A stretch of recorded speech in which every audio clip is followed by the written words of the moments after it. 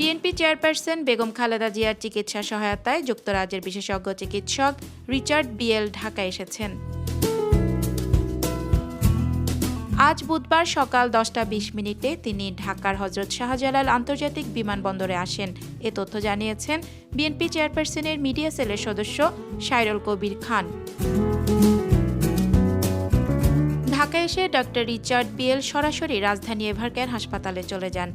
এখানকার coronary care unit সিসিইউতে বর্তমানে চিকিৎসাধীন রয়েছেন সাবেক প্রধানমন্ত্রী বেগম খালেদা জিয়া।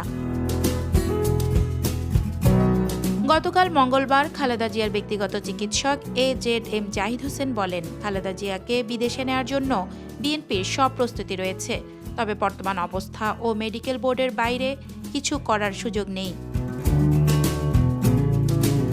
তিনি জানান, যুক্তরাজ্য থেকে তাকে দেখার জন্য বিশেষজ্ঞ চিকিৎসক আসবেন। ডক্টর জাহিদ হোসেন আরও বলেন, যুক্তরাজ্যের চিকিৎসক দেখার পর যদি মেডিকেল বোর্ড মনে করে, তখন খালেদা জিয়াকে যথাযথভাবে চিকিৎসার জন্য বাইরে নিয়ে যাওয়া হবে।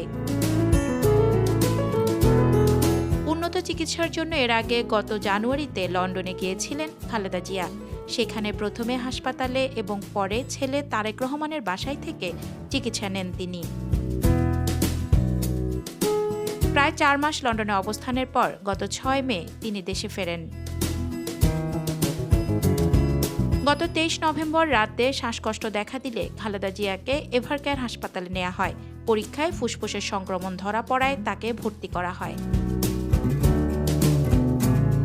গত রোববার ভোরের দিকে শারীরিক অবস্থার অবনতি হলে তাকে SDU থেকে CCUতে স্থানান্তর করা হয়।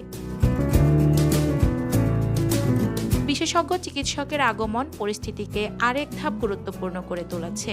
এখন সিদ্ধান্ত মেডিকেল বোর্ডের।